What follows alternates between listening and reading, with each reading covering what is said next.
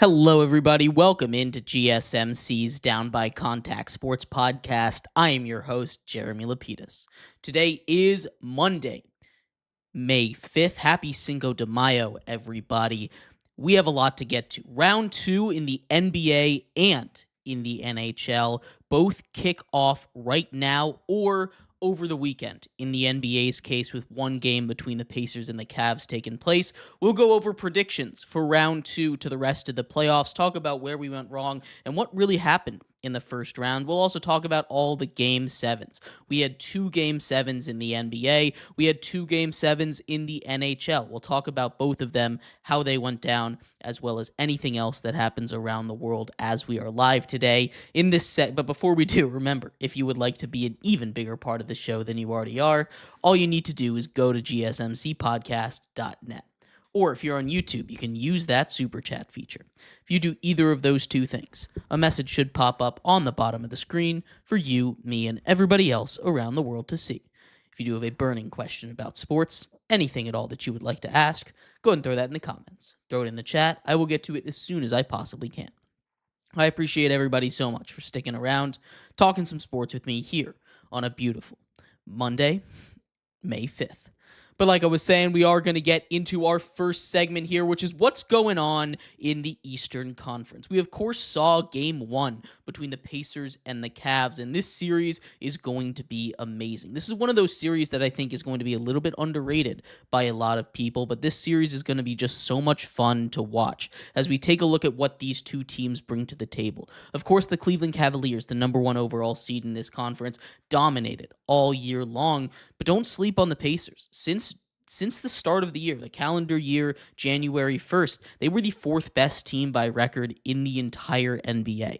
This is a Pacers team that is hot at the right time, and more importantly, is built very much like this Cavs team. When you look at these two teams, in my mind, they're basically the same.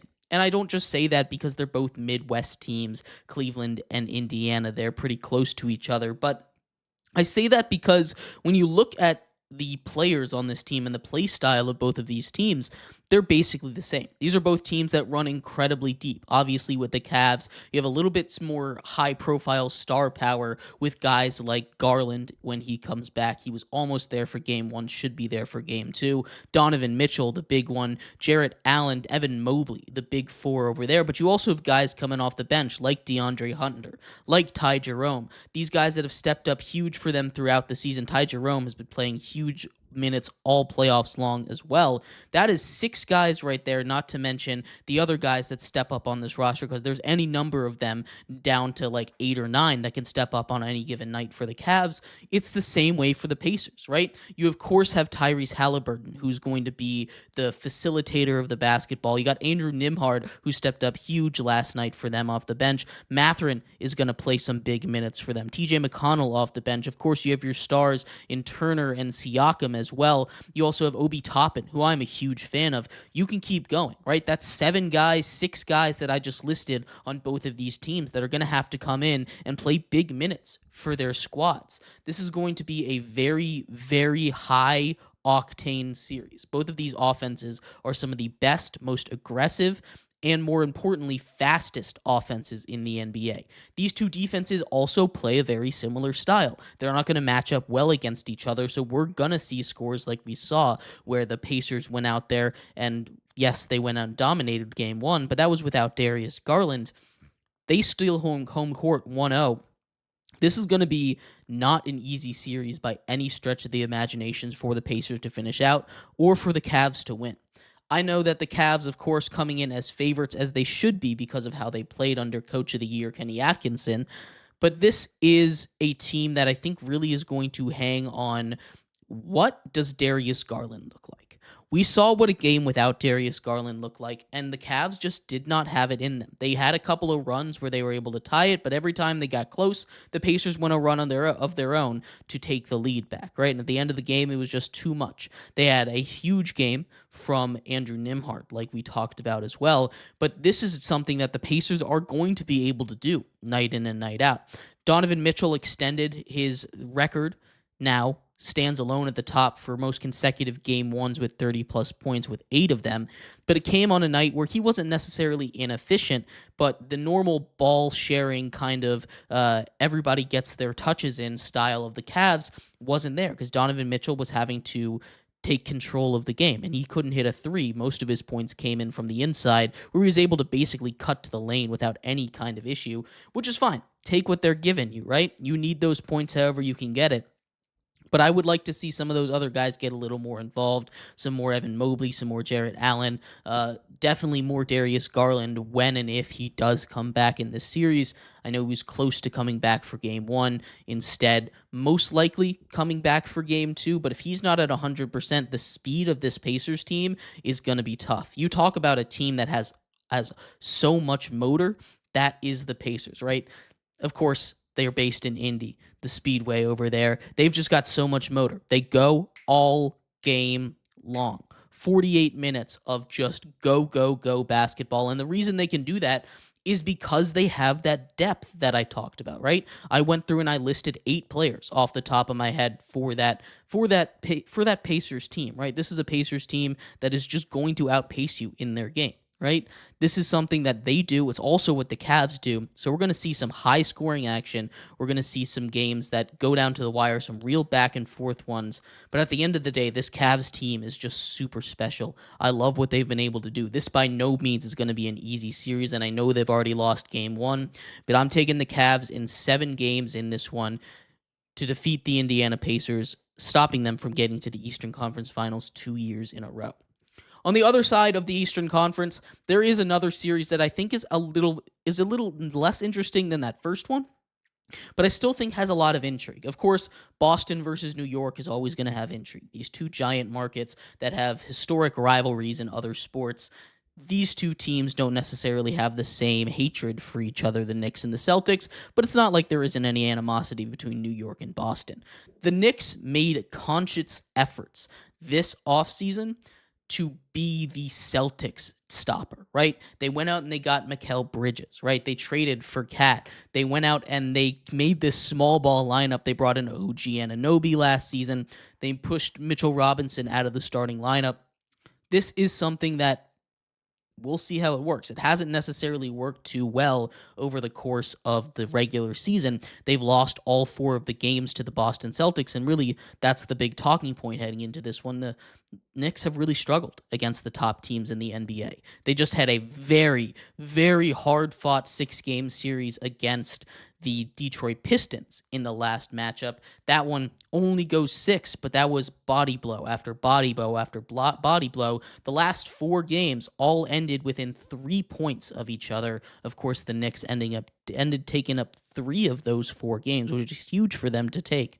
Half of those games, which is huge for them to take, ending that series down the stretch. But this is something that the Knicks need to be able to deal with. The physicality of that Pistons series, it's just going to be different. And that's not to say that this Celtics team isn't physical, but they're not as physical as that Pistons team is. So it's going to be different. They're going to be able to have their guys get to the spot, but the question is, can they even stop the Celtics? The Celtics have been on a tear. They're getting Drew Holiday back. It sounds like they're going to be fully healthy for the first time in a while. It feels like they haven't really hit their full potential yet. And we're in round 2 of the playoffs. We were talking like this about the Celtics last season because this team is just stacked, right? You talk about a team with Brown and Tatum, who's reached a whole nother level this postseason, by the way, kind of shoved away because they were playing on the NBA TV series against the Magic. But still, he's been incredible all postseason long, even dealing with that injury. You've got Kristaps Porzingis, Drew Holiday coming back. You've got Peyton Pritchard, who stepped up huge for them in that 6th Man of the Year voting.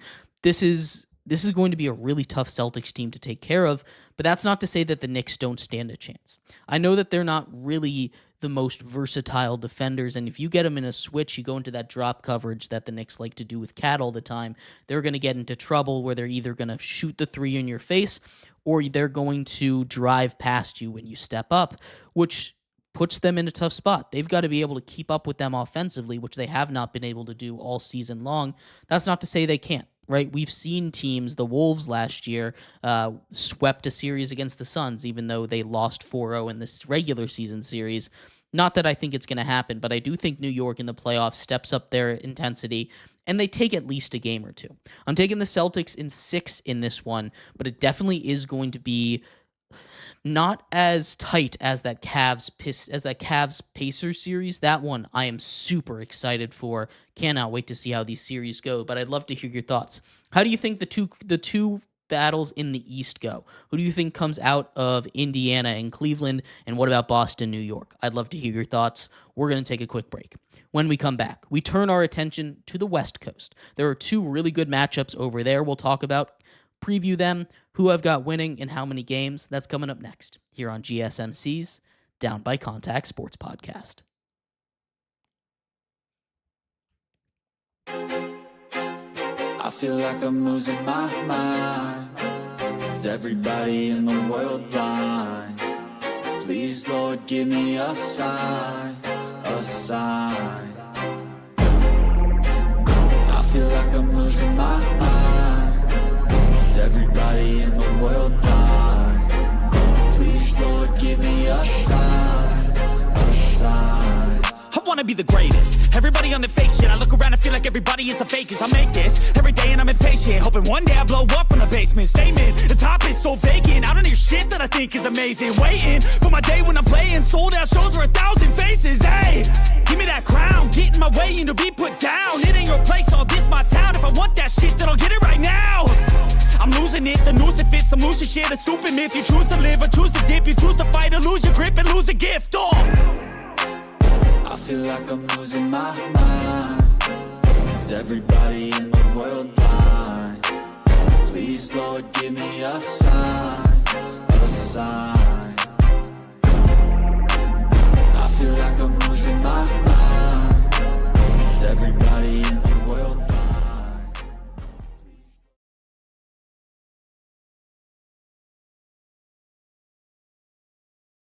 Welcome back to GSMC's Down by Contact Sports Podcast. I am your host, Jeremy Lapidus. Today is Monday, May 5th. Happy Cinco de Mayo, everybody.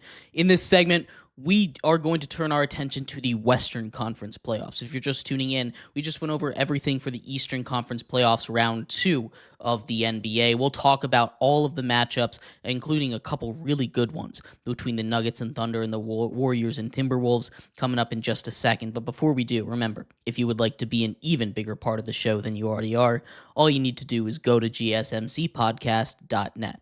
Or if you're on YouTube, you can use that super chat feature. If you do either of those two things, a message should pop up on the bottom of the screen for you, me, and everybody else around the world to see.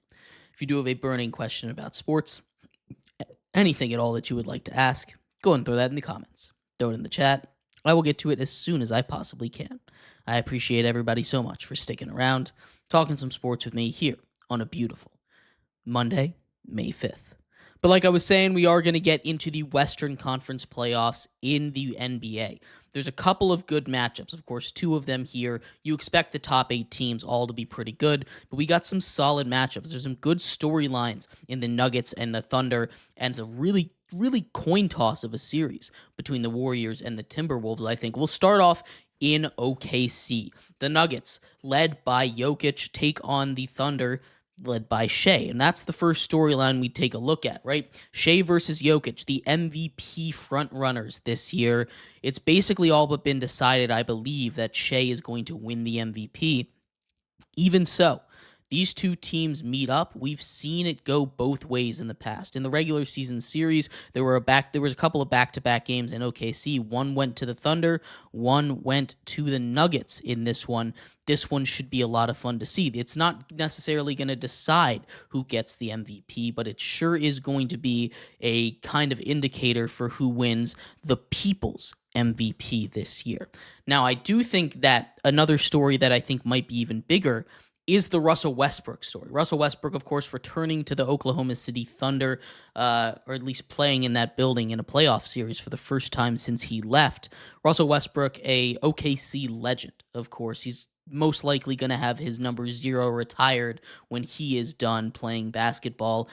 And he's going to be remembered as a member of the Thunder on those teams with KD, those teams with Harden. His first team that's where he won his MVP, averaged his triple doubles. That's where he made his big mark in the league, is in OKC. He returns there. I'm curious how the reception is going to be. He didn't necessarily leave in the most hate-filled way with the fans, kind of like KD did, but it's definitely something to watch. These two teams have a lot of connections to each other.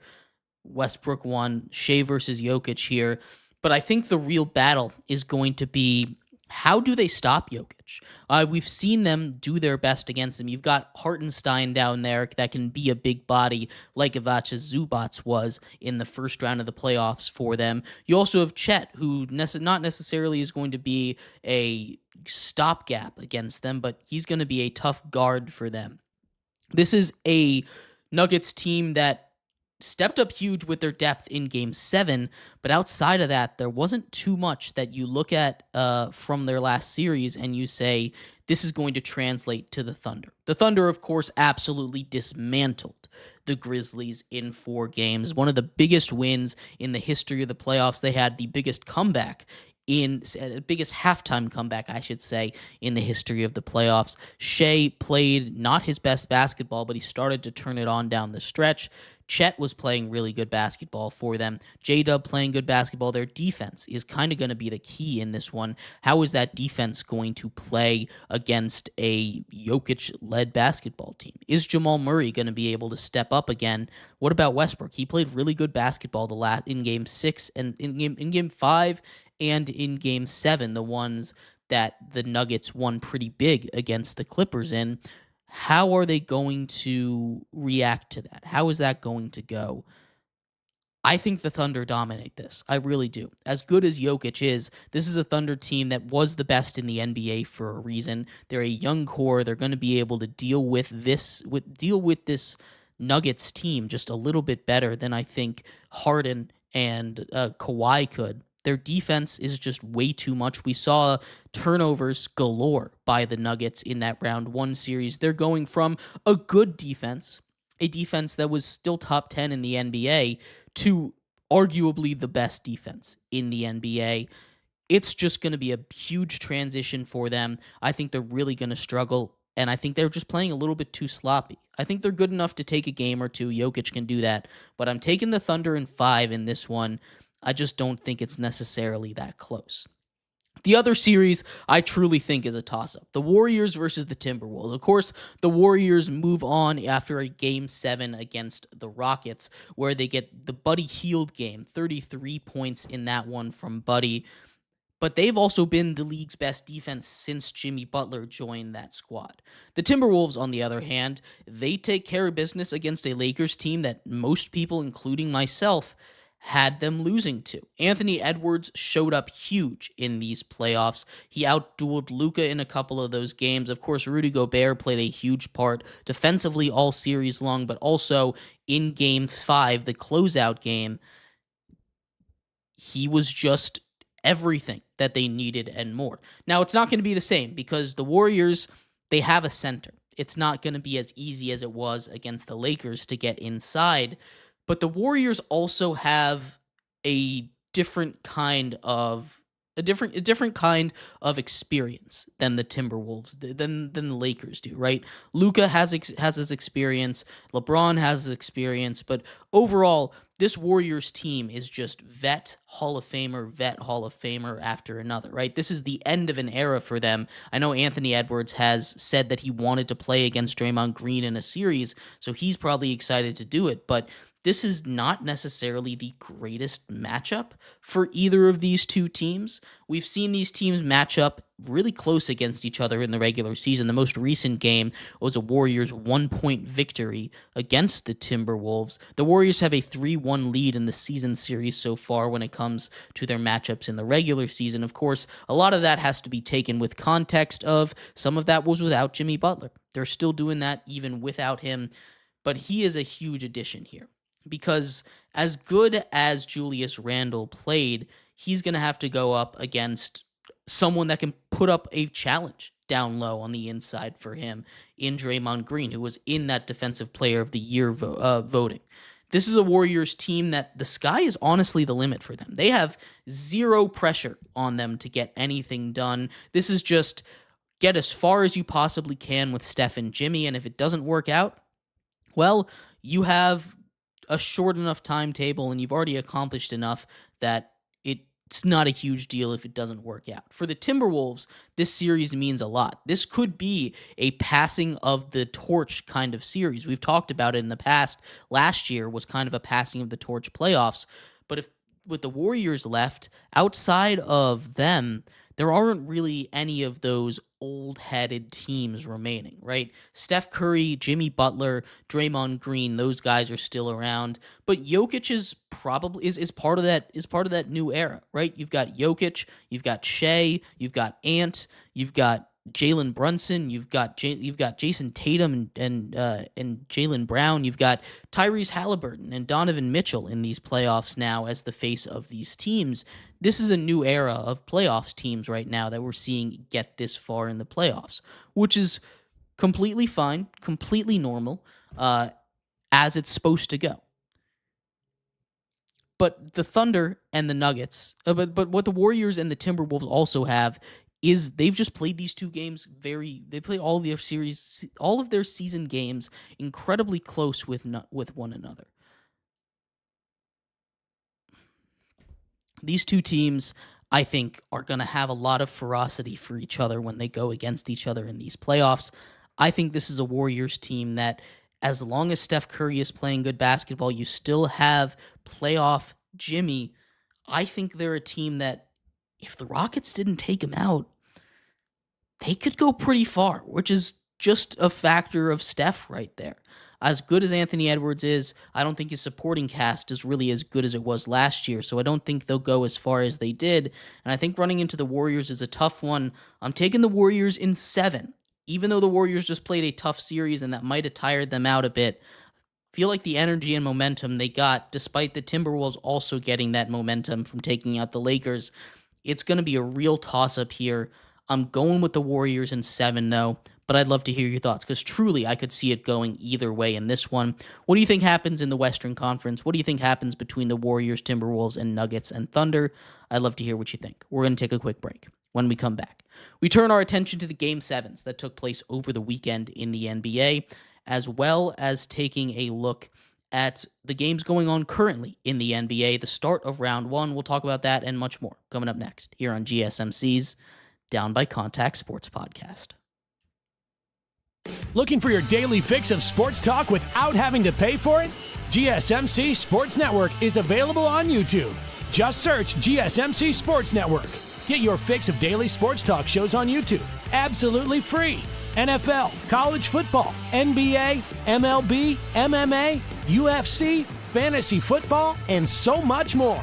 GSMC Sports Network has shows running all day long, with new sports shows starting every 2 hours. Just like on your favorite cable sports channel, except GSMC Sports Network is absolutely free. Just search GSMC Sports Network on YouTube to catch one of your new favorite shows, like the GSMC College Football Podcast, Chip Shot Football Podcast, Hoops and Heels Women's Sports Podcast, GSMC Basketball Podcast, and so many more.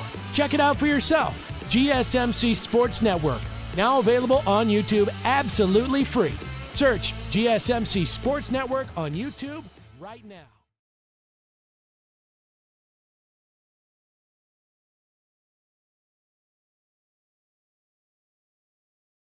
For the best and latest podcasts available anywhere, go to the podcast app on your cell phone and type in GSMC to access free content-rich podcasts on health and wellness, book reviews, sports, entertainment, relationships, social media, movies, technology, finance, and even weird news. Subscribe and download the GSMC Podcast Network's family of shows, available everywhere podcasts are found.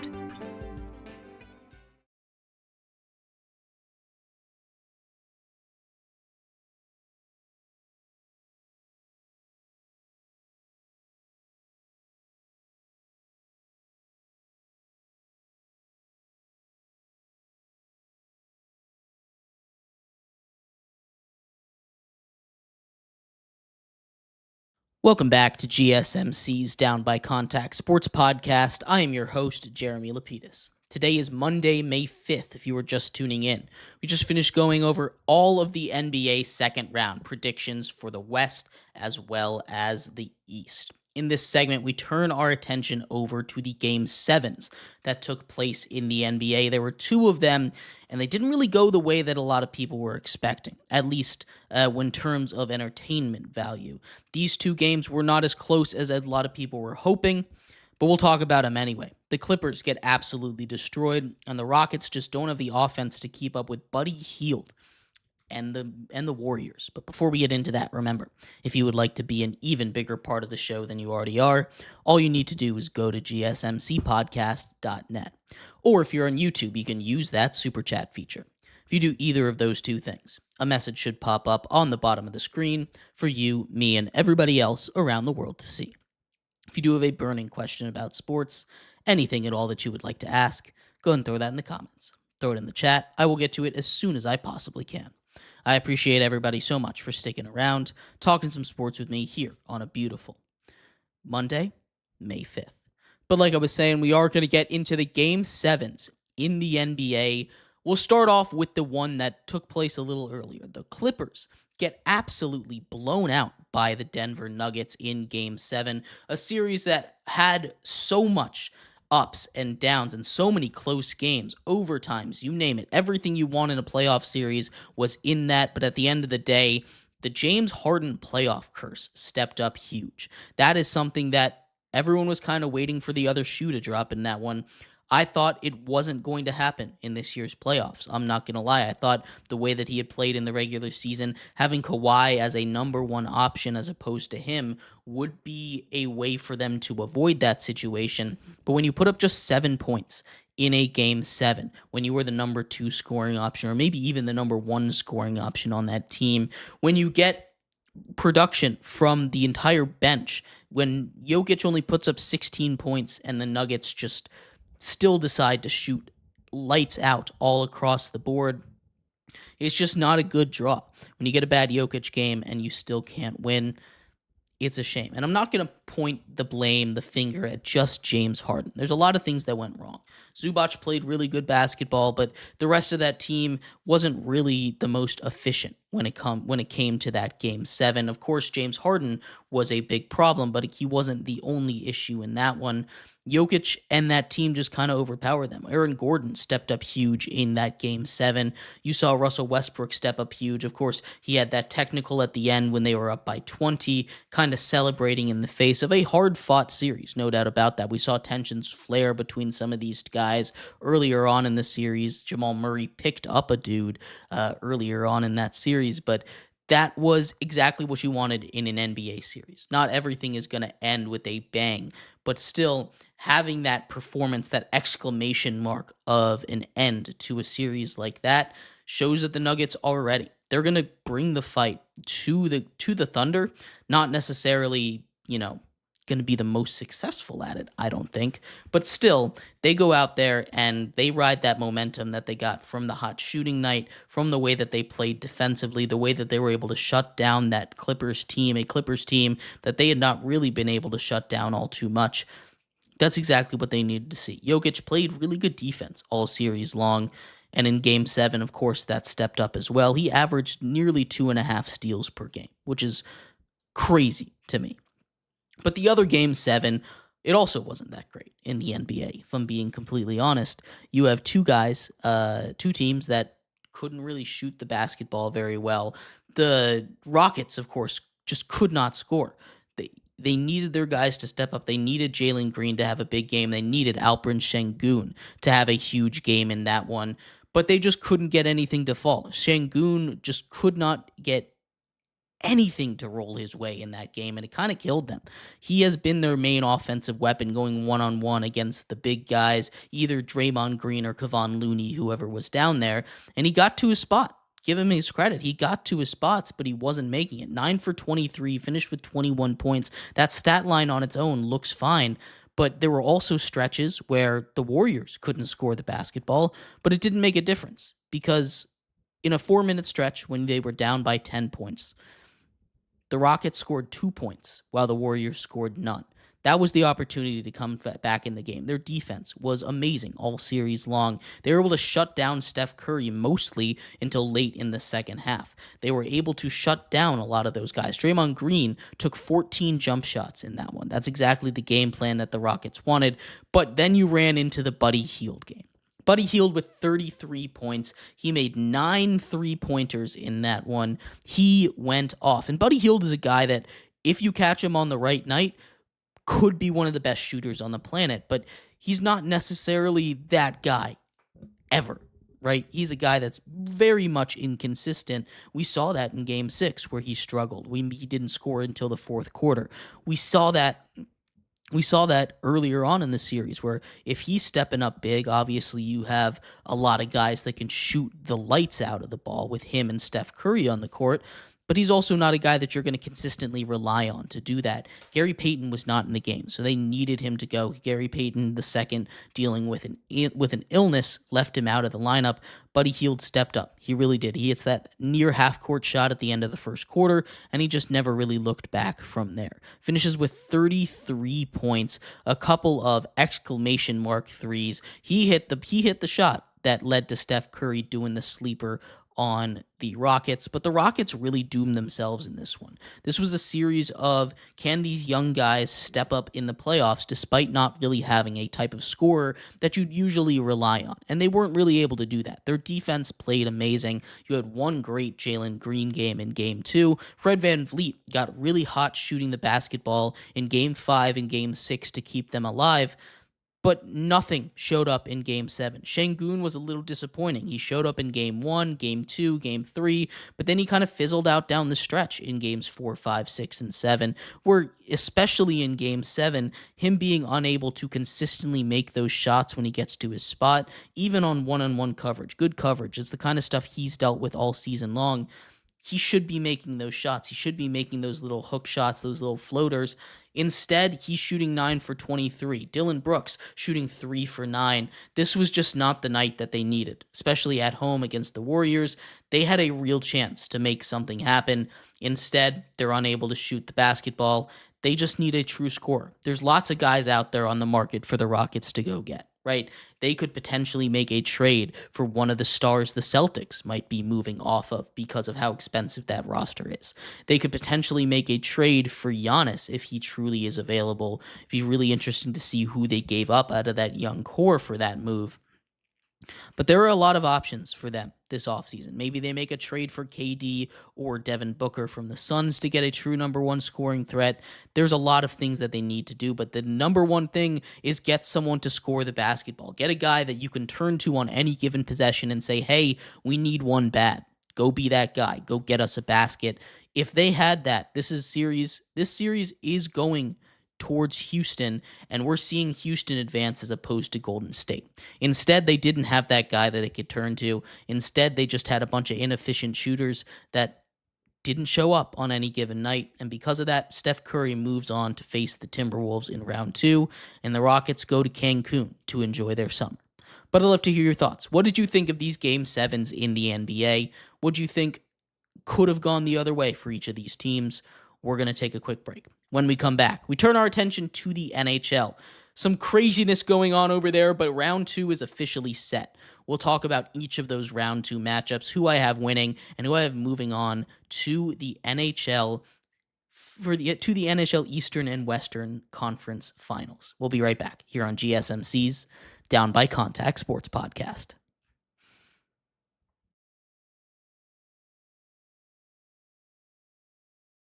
For the best and latest podcasts available anywhere, go to the podcast app on your cell phone and type in GSMC to access free content-rich podcasts on health and wellness, book reviews, sports, entertainment, relationships, social media, movies, technology, finance, and even weird news. Subscribe and download the GSMC Podcast Network's family of shows, available everywhere podcasts are found.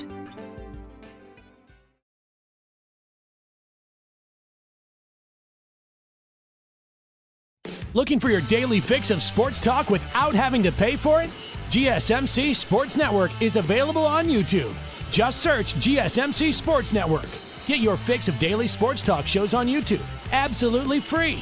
NFL, college football, NBA, MLB, MMA, UFC, fantasy football, and so much more. GSMC Sports Network has shows running all day long, with new sports shows starting every 2 hours. Just like on your favorite cable sports channel, except GSMC Sports Network is absolutely free. Just search GSMC Sports Network on YouTube to catch one of your new favorite shows, like the GSMC College Football Podcast, Chip Shot Football Podcast, Hoops and Heels Women's Sports Podcast, GSMC Basketball Podcast, and so many more. Check it out for yourself. GSMC Sports Network, now available on YouTube absolutely free. Search GSMC Sports Network on YouTube right now.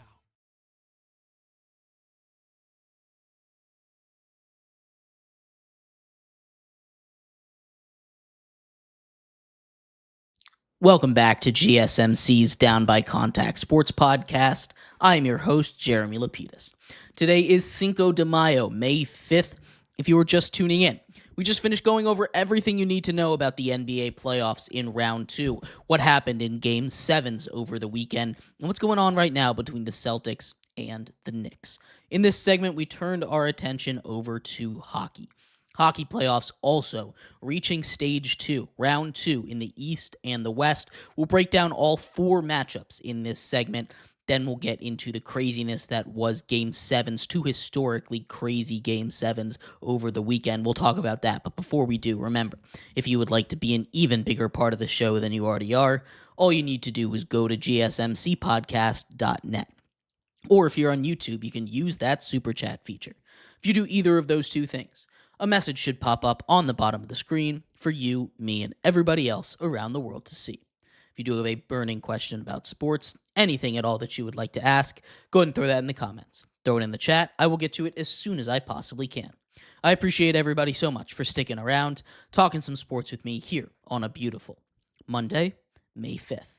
But like I was saying, we are going to get into a little bit of hockey talk here for you, starting off with round 2. There are 4 amazing matchups here in this one. We're going to start off actually in the West Coast. Generally, we start off on the East because of my East Coast bias here, but we're starting on the West. We're going to start off between the Stars and the Jets. The Jets and the Stars, 2 teams that escaped in 7. And we'll talk about that in a little bit. Both of them historic comebacks for their own reasons. But this one is going to be a matchup between goaltenders. You have 2 of the best goaltenders in this sport, in Jake Oettinger for the Stars and Connor Hellebuyck for the Jets. Of course, the big story this postseason overall in the NHL has been, for the Jets at least, has been what's going on with Connor Hellebuyck. Hellebuyck last season got the Jets bounced in the first round because of the way that he was playing. He played awful. They ended up losing in round 1. He won the Vezina because of what he did in the regular season. Vezina goes to the best goaltender. Same thing's going to happen this year. He's going to win the Vezina. They barely escaped with their lives because of the way that Connor Hellebuyck was playing. He could not stop a thing on the road, and it looked like in Game 7 it was going to go the same way, especially early on. But he locked in, shut everybody down the stretch, which might give him a little bit of confidence against the Stars here. That's going to be the big X factor. What Hellebuyck do we get? Now, the good thing for the Jets here is that they have home court advantage, home ice advantage for the entire playoffs because they won the President's Trophy. They won the President's Trophy for best record in the league behind MVP and Vezina candidate Connor Hellebuyck, right? These are guys that have performed really well at home. They're undefeated at home in the playoffs, but going up against the Stars versus the Blues, 2 very different levels of competition. The Blues have Jordan Binnington in net, who can step up big, and he has throughout the series. Wasn't enough. You compare him to Jake Oettinger there, I think Oettinger takes the cake at least just a little bit. These 2 teams are going to match up really tight with each other. It's going to be a very physical series because that's the way that the Stars play. The Jets are going to be able to match that energy as any hockey team really can. But the question is, can the Jets' offense step up? Their offense was a little anemic at times, especially on the road. They didn't really get things done until it was do or die third period action, and they had to get things done. The Stars, on the other hand, they have a very, very, very deep team. You go lines 1 to 4 with that Stars team, it's not going to be easy at all. You, of course, have line 1 headlined by Mikko Rantanen and Wyatt Johnson over there, Rupe Hintz as well. This is a really, really great, I should say, Stars team.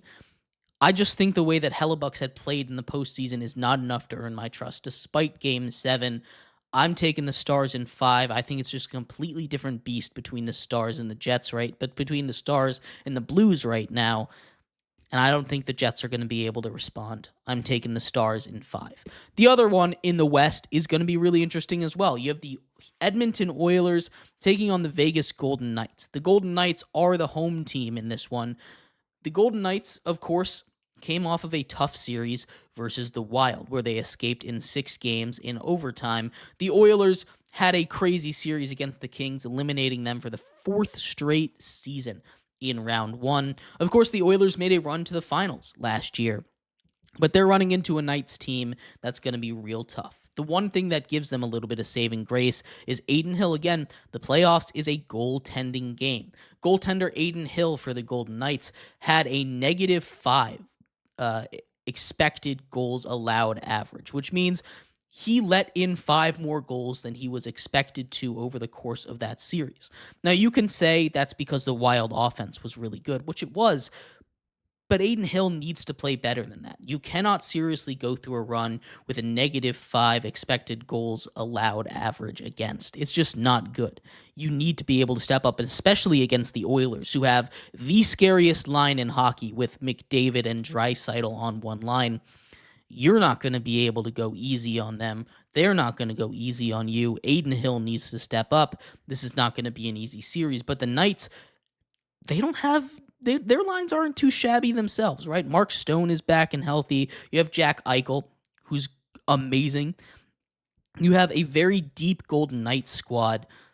They just need to get that goaltending. And the Oilers, they don't really have that goaltending. So this is going to be yet another high-scoring series. It's going to be who can outscore the other team. But I think the Knights' defense is a little better. I think the Oilers' offense is a little better, but I also think the Knights' goaltending is a little better.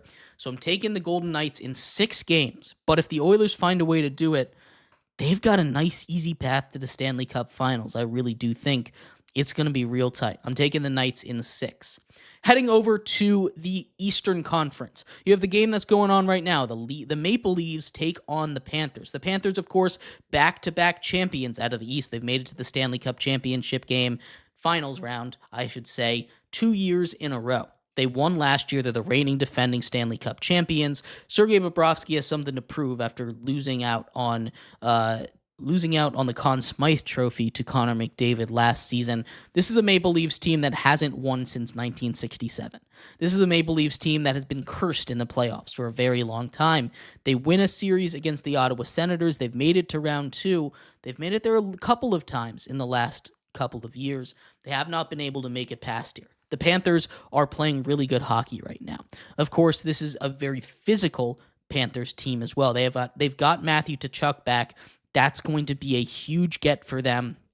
Matthews versus Tkachuk is going to be must-see television, as the Leafs currently up 2-0 right now, which is a little bit shocking to me, especially early on in the series. That should change. This should be a very tight, very physical series again. I just think that the Panthers have enough playoff experience, and the Leafs find a way to choke in a lot of series. I'm taking the Panthers in 6 games. It's going to be a hard-fought 6 games, but I'm still taking the Panthers in 6.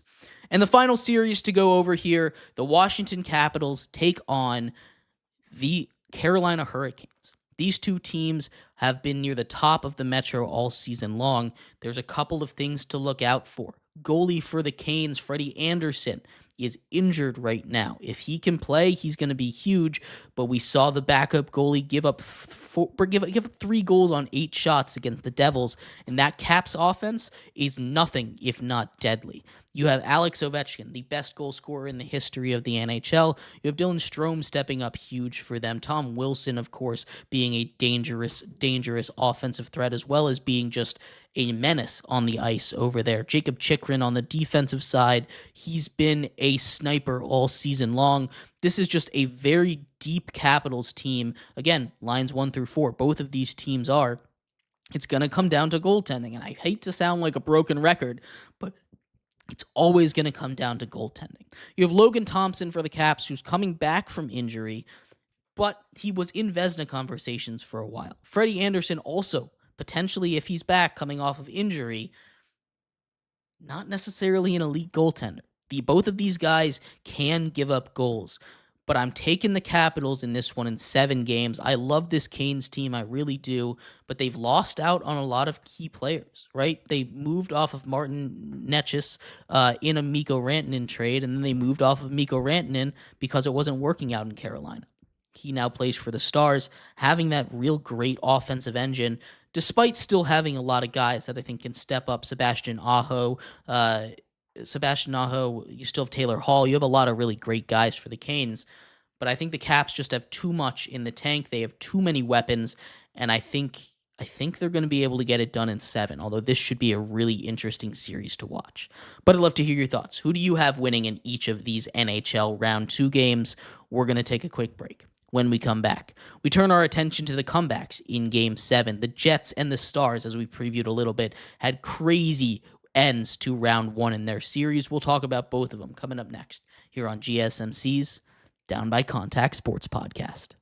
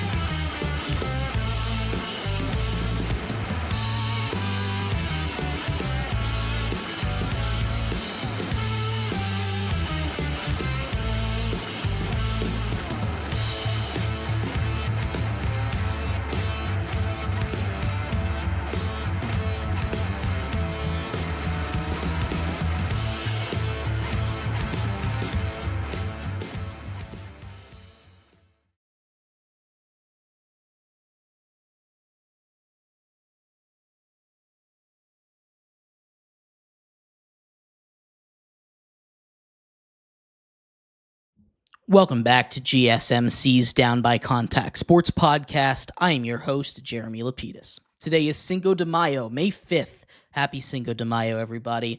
If you were just tuning in, we just finished going over Round 2 in the NHL. 4 great series coming up here. Cannot wait to see how they go.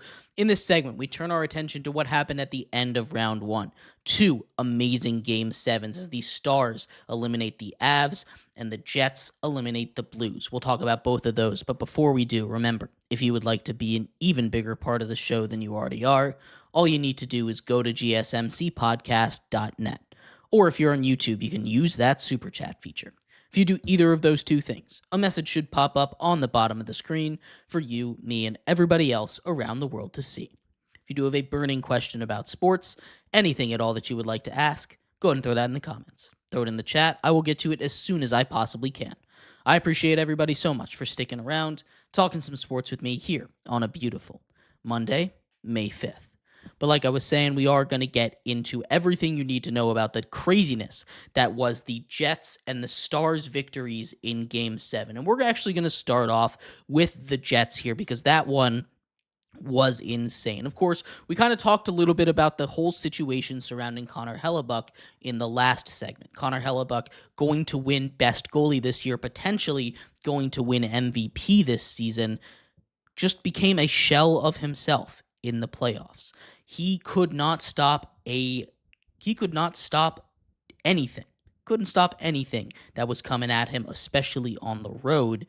And it forced a Game 7 against a Blues team that was hungry, had nothing to lose, and that is a dangerous spot to be. It looked like early on in that game that Connor Hellebuyck, playoff Hellebuyck, was going to show up yet again. He had given up 2 quick goals, including a goal on the very first shot he faced early on in the game. It eventually became 3-0. Heading into the third period, the Jets' offense had been completely inept, completely ineffective, although the good news is Hellebuck had kind of locked in a little bit. He had stepped up, especially since the beginning of that first period, and only allowed 1 goal in the next period, in the next 30 minutes of game action.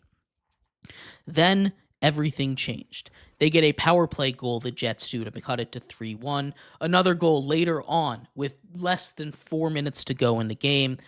And then a final goal with not 1, not 2, but 3 seconds remaining on the game clock. That is the latest goal in the history of the playoffs, and it sends it to overtime. In this overtime period, the Jets were playing with gas. They had all of the momentum.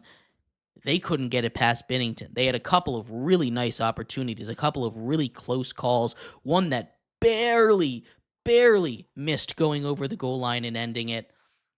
And we go to 2 overtimes. That is just the 14th Game 7 in the history of the NHL to ever go to double overtime. Connor Hellebuck, of course, was locked in throughout all of this, but at the end of the day, the Jets' counterattack was just way too much for the Blues to deal with. Binnington had a really solid game, but it was just too much. The attack was nonstop. The Blues could never really get a foothold on the offensive side of the ice, and eventually a tip-in overtime number 2 leads to a Jets victory at home in that whiteout stadium. Crowd goes insane. The captain scores a goal to end it for Winnipeg. They advance. A very tumultuous series for them, as it had been basically all series long. Connor Hellebuck needs to step up big, but seeing the way he played at the end of that one gives me, and I think Winnipeg fans, a lot of hope that he could potentially figure it out in round 2. We haven't seen round 2 Hellebuck in a while, so maybe he just need to get the jitters out of round 1. But the other game also was historic in its own right. We saw the Stars advance against the Avalanche in the Mikko Rantanen revenge game. This might go to the top of the list for the best revenge game in the history of revenge games. Name a sport, Game 7 in the playoffs, this might be the top of it. Mikko Rantanen, of course, wanted to spend his career in Colorado. They couldn't agree on a number, so they shipped him off. First, they shipped him off to Carolina, out of the conference, so they wouldn't have to deal with him. That didn't quite work out. People were calling him a Nathan McKinnon merchant because he just wasn't putting up the same numbers. Carolina moves him to the Dallas Stars, where he is fine, basically a point-per-game player, but not that 1.5 point-per-game player that he was when he was with the Colorado Avalanche, and he wasn't really the greatest early on in the series. He had 1 point through 4 games, but then he turned it on, and in this game especially, it was a magical night. It really was. The Stars go down 2-0. Heading into the third period yet again. Sounds a little familiar, right?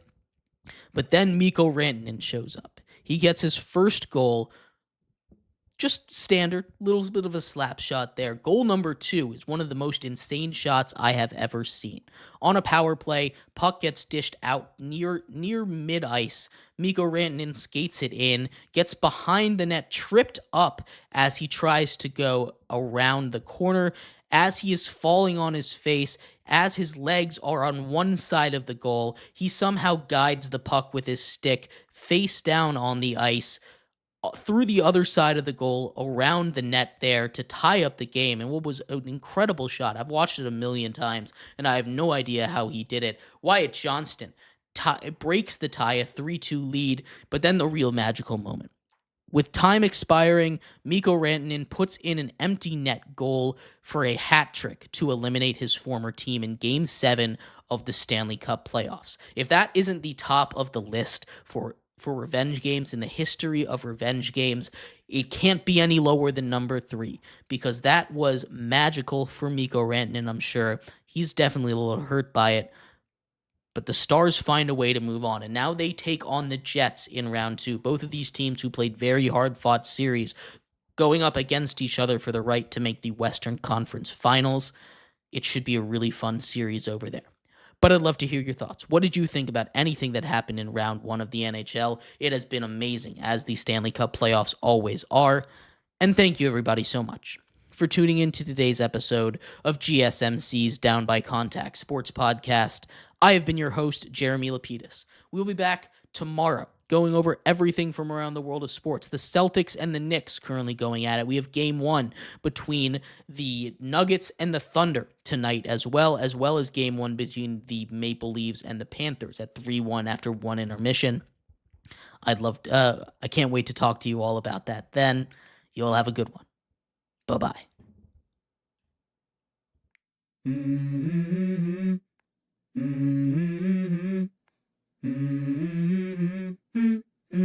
Let's go. I wake up to a little bit of drool on my pillow, feel like it's gonna be a bad day. Yeah, I'm tired of shit, and the coffee ain't hit yet, damn, ain't that great. I don't wanna